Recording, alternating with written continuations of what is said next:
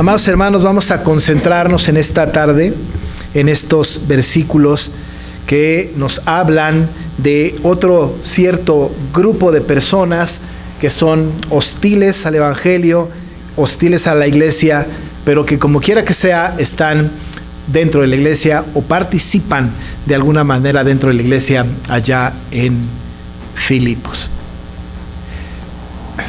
Hemos establecido, y porque así lo ha marcado la Escritura, la importancia de que nuestras vidas tienen que tener como propósito imitar a Cristo. Pero también, para poder imitar a Cristo, es absolutamente necesario conocer a Cristo. Porque ¿cómo vamos a imitar al que no conocemos? Si imitamos a quien no conocemos, sería una parodia bastante lamentable de alguien a quien no conocemos. Imitar a Cristo implica conocerle. Por eso el apóstol, cuando ha escrito ya desde versículos y capítulos anteriores acerca de que tenemos que tener ese mismo sentir que hubo en Cristo Jesús, después de que ha puesto al Señor Jesucristo como ejemplo supremo al que tenemos que seguir, al que tenemos que imitar, porque nos insta el apóstol para que hagamos lo que Él hizo, que haya en nosotros ese sentir. Entonces establece un principio que ya hemos estado repitiendo a lo largo de 2 o 3 domingos, que tiene que ver con que la meta del creyente para imitar a Cristo es conocerle, y para esto se expresó la excelencia del conocimiento de Cristo. El mismo apóstol Pablo ha dicho a fin de conocerle, de tal manera que nosotros tenemos que imitar a Cristo, tenemos que querer ser como Cristo, queremos seguir el ejemplo de Cristo, pero para imitarlo necesitamos conocer a Cristo. Una parodia burda de un falso conocimiento de un Cristo bíblico tiene que ver con todas aquellas actividades que a lo largo de todo el mundo, en nuestro país por cierto, y en todo el mundo, se hacen escenificaciones absurdas, alejadas de la palabra de un Cristo que no es el Cristo bíblico. Así que nosotros, cuando queremos tener una visión de cómo queremos ser y querer imitar a Él y querer imitar a Él, tenemos que ser como Él es. Y para ser como Él es, necesitamos conocerle. El apóstol Pablo lo pone en términos, de la excelencia del conocimiento de Cristo. Y además Él establece, no que lo haya alcanzado ya ni que ya sea perfecto, dice el apóstol, usted recordará la semana pasada, sino que prosigo para ver si logro hacer aquello por lo cual he sido asido por Cristo. Nos hemos dado cuenta entonces que el apóstol dice, aun y cuando mi afán es conocerle, porque él dice a fin de conocerle y el poder de su resurrección, etcétera, y que él busca y ha dejado todo por basura atrás para la excelencia del conocimiento de Cristo, porque es la meta del creyente, particularmente de Pablo, pero de todos los creyentes, ¿no? A pesar de todo esto, él dice, pero no pretendo yo mismo haberlo alcanzado ya, ni que ya sea perfecto, sino que prosigo. Y esta actitud de proseguir, el empeño que hay del creyente de seguir adelante en la búsqueda del pleno conocimiento de Cristo, lo platicamos la semana pasada, y queda claro que la intención del apóstol para los filipenses y para los lectores implícitos que somos nosotros es justamente caminar empeñosamente como lo hace un corredor de una carrera, quitándonos todo el peso que está encima, para que podamos acceder y llegar a ser semejantes a Cristo y que podamos parecernos a Él, imitarle a Él y nosotros juntamente con Pablo decimos no que lo hayamos alcanzado ya ni que ya seamos perfectos. Nosotros estamos a favor, estamos en pro de seguir. Esa es nuestra intención. Y esto es lo que hablábamos la semana pasada y lo disfrutamos mucho. Pero esto tiene que ver con imitar a Cristo. Luego entonces el apóstol sigue caminando después de que nos ha dado un ejemplo de algunas personas que el apóstol Pablo les ha puesto adjetivos bastante fuertes, como perros, como mutiladores del cuerpo, como malos obreros, ¿no? Y que los ha puesto ahí en la escena a estos judaizantes que obligaban a judaizar a los que se convertían al evangelio, y que los rechaza por completo a estos, que los hace a un lado por completo. Ahora él va a juntar estos dos conceptos, el concepto de aquellas personas o un grupo de personas que son hostiles al evangelio por un lado, y por otro lado también dice, para que nosotros no seamos así, tenemos que ser imitadores Tenemos que ser imitadores. Y tenga usted en la mente que el tema es la excelencia del conocimiento de Cristo, a fin de conocerle. No podemos nosotros ser como Cristo siguiendo las corrientes del mundo, las filosofías del mundo, los consejos de papá y de mamá, o los consejos morales de una organización. No. Para ser como Cristo necesitamos conocerle a Él en su excelencia. Y junta los conceptos. Habló de estos perros, de estos malos obreros, de estos mutiladores del cuerpo, y luego entonces nos cita el asunto de la excelencia del conocimiento de Cristo. Antes nos había dicho que teníamos que imitar al Señor. Bajo este contexto, en esta sucesión de ideas, el apóstol no se va atropellando con sus propias ideas, sino que va construyendo una línea de pensamiento que culmina justamente en esta expresión que estudiamos nosotros en esta tarde. Es como si dijéramos, entonces pues, hermanos, en el versículo 17, es como si dijera, como conclusión de todo lo que he venido hablando, o como parte de lo que he venido hablando, que se encadena con el contexto inmediato anterior, dice él, hermanos, sed imitadores de mí, y mirad a los que así se conducen según el ejemplo que tenéis en nosotros. Es como muy atrevido, ¿no? Que el apóstol diga, sed imitadores de mí. Lo consideraríamos atrevido y quizá un poco arrogante, ¿no? Si no tuviésemos como contexto lo que acabo de decir. Si no tuviésemos como contexto, pues, lo que dice la Biblia, que el apóstol le ha quedado clarísimo que todo lo que él es, lo tiene por basura. Que todo lo que él es, lo ha tirado, lo ha desechado. Lo que era para él ganancia, ahora es pérdida, dice el apóstol Pablo. En ese contexto y en el contexto que él cuenta de que tenemos que ser semejantes a Cristo, porque nos ha dicho, haya pues en nosotros este sentir que hubo en Cristo Jesús también. A pesar de todo esto, con todo este pues contexto, no pudiésemos nosotros pensar ni tantito que hay arrogancia en el pensamiento de Pablo cuando dice, sean imitadores de mí. Es importante. Es importante porque el apóstol está diciendo, yo estoy esforzándome, y ya nos lo aclaró. No que yo sea perfecto ni que lo haya alcanzado ya, pero sigan el ejemplo de esfuerzo, el ejemplo de una abnegada entrega al Señor, de una intención de conocer a Cristo. Sean imitadores de mí en este sentido. Ya el apóstol lo había dicho antes. El apóstol ya cuando escribió a los Corintios, en el capítulo número 11 de 1 Corintios, en el versículo 1, él dijo esto, sed imitadores de mí. Pero en ese contexto también pone por encima a Cristo, porque dice, sed imitadores de mí, así como yo de Cristo. Es decir, no dice, imítenme a mí, porque yo soy perfecto, sino imítenme a mí, que yo estoy imitando a Cristo. Eso es muy importante, porque muchas de las personas tenían pues como seguidores que les deslumbraban quizá a esos judaizantes. Es posible que algunos hayan dicho, ay, a mí me gustaría ser como esos fariseos o esos judaizantes tan celosos de la ley, tan bien portados, tan correctos, bien vestidos, ¿no es cierto? Quizá algunos estaban queriendo imitarlo. Incluso algunos quizá estaban queriendo imitar, ¿no?, a alguna persona noble dentro de la iglesia. Pero dice el apóstol, no. Nos queda claro cuando a los corintios les dice, sean imitadores de mí, como yo de Cristo, y lo que ha dicho en el contexto de este texto. Así que no hay arrogancia en el apóstol cuando él insta a la iglesia para que le imite. Él dice, hermanos, muy sentidamente, y piensa usted que le está escribiendo a la iglesia, ¿no?, a los hermanos de Filipos, sean imitadores de mí, y miren a los que así se conducen según el ejemplo que tienen en nosotros. Hay un grupo de personas importante dentro de la iglesia que está luchando, que está tratando de ser imitadores de Cristo. Qué difícil, amado hermano, qué difícil es imitar a Cristo.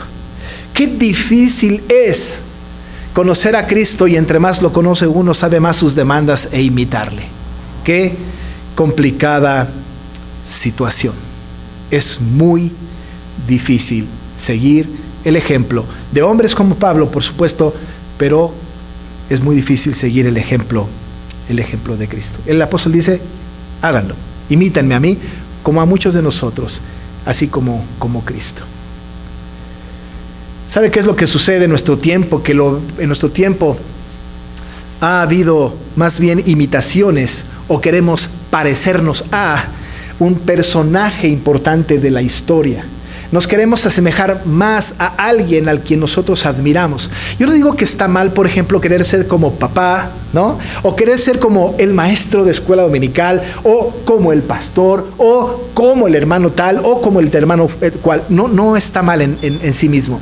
Pero cuando esto hace que nuestra conducta se moldee alrededor de una conducta de alguien más, estamos teniendo un error. Estamos llevando nuestra mente a imitar a alguien que es falible, que es pecador y que además puede caer en errores terribles en cuanto a su propia relación con Cristo. Imitar a una persona, a otra persona, es bastante peligroso. El apóstol nos ha dejado claro que tenemos que imitarle a él y a otros que así se conducen, pero nosotros hemos quedado claros que él está imitando a Cristo. En aquellas cosas que el apóstol Pablo no está haciendo lo que debe de hacer, como él mismo ha reconocido, en estas cosas incluso no se le debería de haber imitado. Pero tenemos esa tendencia de seguir a alguien, de imitar a alguien, de hacer ídolo de alguien. Y la iglesia tenía este problema en Filipos, problema muy serio.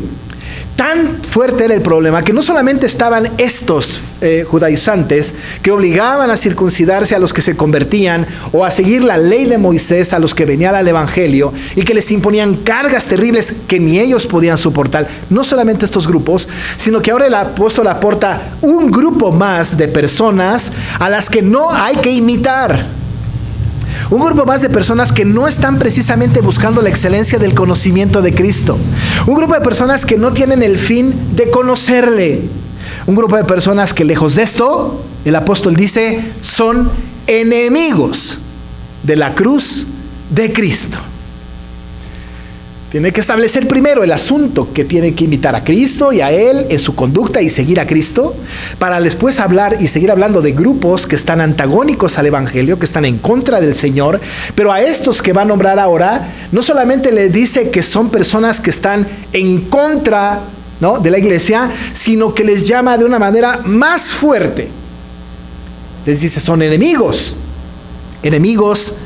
de la cruz de Cristo, cuyo fin será la perdición, cuyo Dios es el vientre y cuya gloria está en su vergüenza, que solo piensan en lo terrenal. Pero ¿quiénes son estos? Porque pues de alguna manera ya localizamos a los perros, a los malos obreros, a los mutiladores del cuerpo. Pero este grupo está dentro de un sector, dijéramos nosotros, pseudo religioso, con una intención más o menos religiosa. Equivocados, por cierto.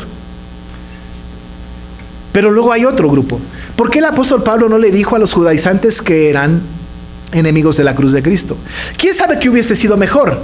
¿Decir perros o enemigos de la cruz de Cristo? Me parece que lo segundo es peor. Porque está hablando entonces de gente que evidentemente no es salva, no es cristiana, porque ninguna persona creyente pudiese ser llamada enemigo de la cruz de Cristo. Y además, en el sentimiento del apóstol Pablo, él dice, lo digo llorando, son enemigos de la cruz de Cristo. ¿Quiénes son ellos? Varios autores, comentaristas de este texto, les han llamado a estos sensualistas. Sensualistas.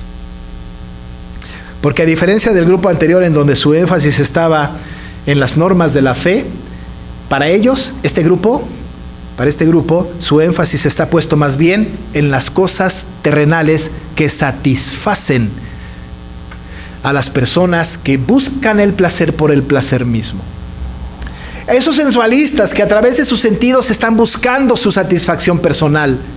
Esas personas que les gusta comer algo para satisfacerse y gustar. Aquellas personas que les encanta ver algo espectacular para saciar su sensualidad. Aquellas personas que necesitan ver, oler, gustar, oír o tocar para que puedan llegar al conocimiento objetivo de una verdad. Esos sensualistas que no pueden entender que la fe es subjetiva y que no puede ser llegada a la fe o el conocimiento de la fe a través de los sentidos. Porque ¿cómo llegamos al conocimiento de Cristo? Porque lo oímos, porque lo oímos, porque lo gustamos o lo palpamos. No, el asunto de la fe es un asunto subjetivo que viene como don de Dios al corazón del creyente y que le es puesta la fe, y entonces el creyente viene a Cristo corriendo y le quiere conocer. El sensualista necesita de cosas palpables, de cosas objetivas.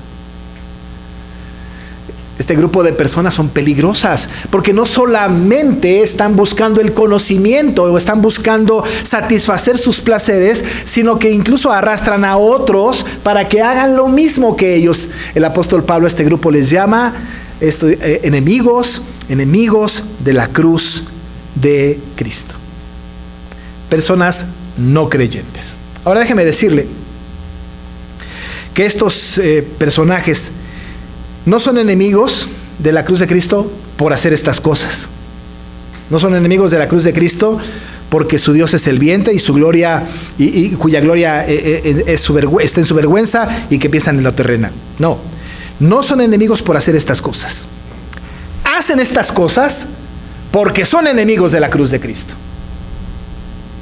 Insisto, no son enemigos por hacer estas cosas. Hacen estas cosas porque son enemigos de la cruz de Cristo. Una persona que no ha sido regenerada, una persona que no tiene a Cristo pues en su corazón en términos más coloquiales, una persona pues que no ha sido salvada por Cristo, es indudable que correrá por propia voluntad a estas actividades de los sensualistas.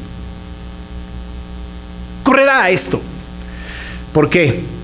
Porque es enemigo de la cruz de Cristo. Porque es enemigo de la cruz de Cristo. Es decir, que una persona, a partir de que quiere satisfacer sus placeres, no se convierte en enemigo. Va a buscar estos placeres porque ya es enemigo de la cruz de Cristo. Y está hablando pues de gente que no es creyente. Está hablando pues de gente que está buscando su propia satisfacción. Está buscando satisfacer sus sentidos, los apetitos de la carne. Son glotones que son groseramente inmorales, quienes a pesar de esto pretendían ser cristianos, porque estaban involucrados dentro de la iglesia. Enemigos de la cruz de Cristo.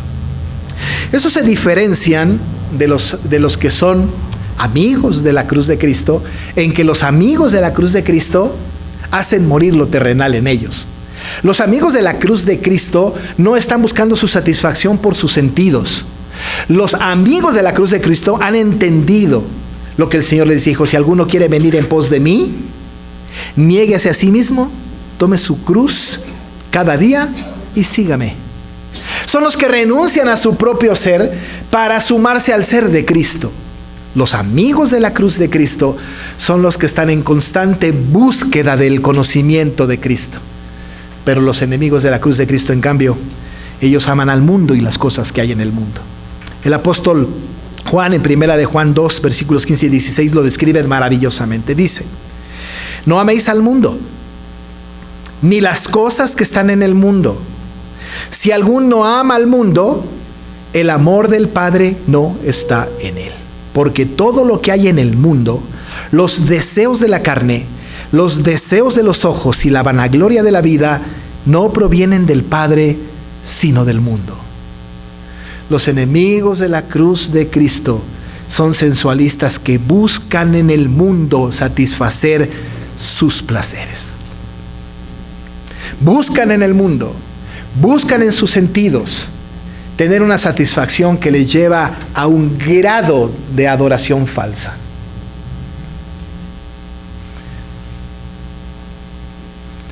El apóstol dice: estos sensualistas pues son enemigos de la cruz de Cristo, y los describe. Y por lo menos hay 4 cosas que dice de ellos: quién es su Dios, cuál es su orgullo, cuál su práctica y cuál su destino. ¿Quién es su Dios? Dice la Biblia, y está ahí justamente como lo hemos ya leído. Versículo 19: el fin de los cuales es la perdición, y dice: cuyo Dios es el vientre. Así que ¿cuál es su Dios? Su Dios es el vientre. Tienen que tener satisfechos sus apetitos carnales. Ahora, cuando estamos hablando su Dios es el vientre, no estamos hablando de la glotonería necesariamente. Cuando se dice que su Dios es el vientre, estamos hablando de todas aquellas que le da satisfacción carnal a la persona. Cualquier cosa que pueda ser carnal y que pueda darle satisfacción, ese es su Dios. Su Dios es el vientre. No sé si alguna vez ustedes han ido, no criticaré esta actividad, pero alguna vez han ido a alguna comunidad cristiana en donde empieza el servicio y hay, no sé, una hora de música estridente, ¿no? Una música muy fuerte, con un volumen muy fuerte, incluso los tonos bajos, ¿no es cierto? La batería, el bajo mismo, los instrumentos estos que tienen tonos bajos, cuando suenan y suenan fuerte, no se mueve un poco los intestinos, ¿no? El estómago, no se agita, no hay una emoción que sale de ahí. Esto es sensual.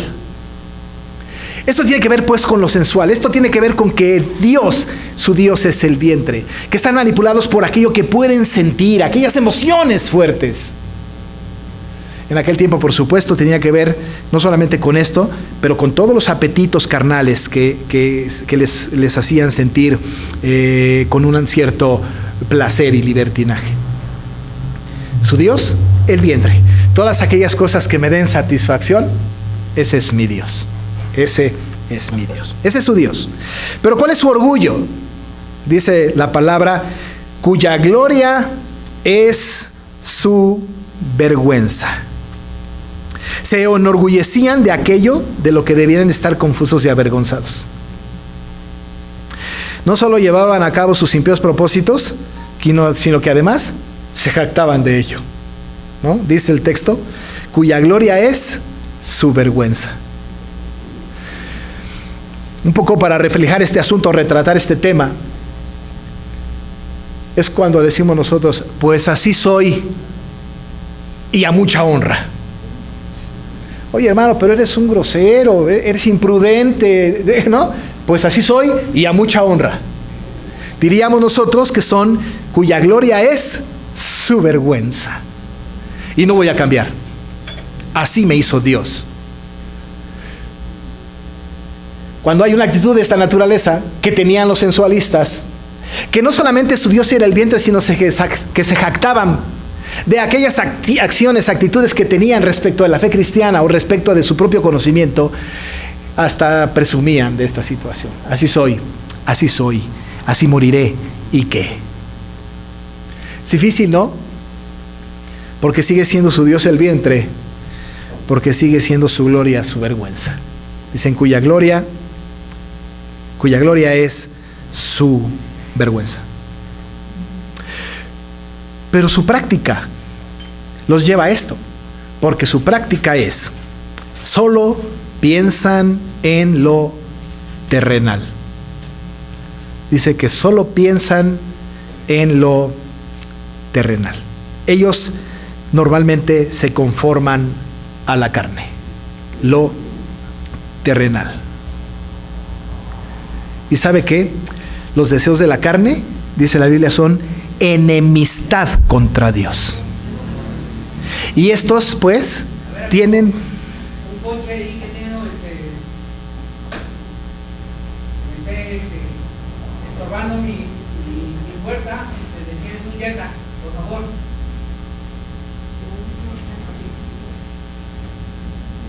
Están ustedes del servicio, está bien y gracias.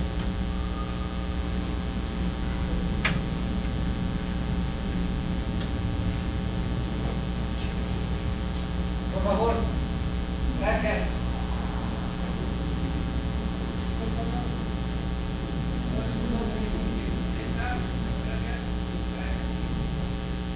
¿Ya se solucionó? Sí, perfecto. Pues no nos desconcentremos. Estamos hablando de los enemigos de la cruz de Cristo.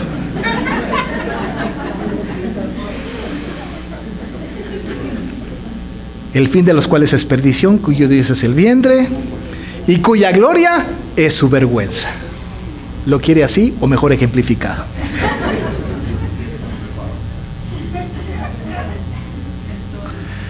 Dice la Biblia que buscan lo terrenal. Ya hemos establecido que lo terrenal, justamente, que la intención de la carne es enemistad contra Dios. Y el apóstol ha hecho mucha mención sobre el asunto de hacer morir lo terrenal en nosotros.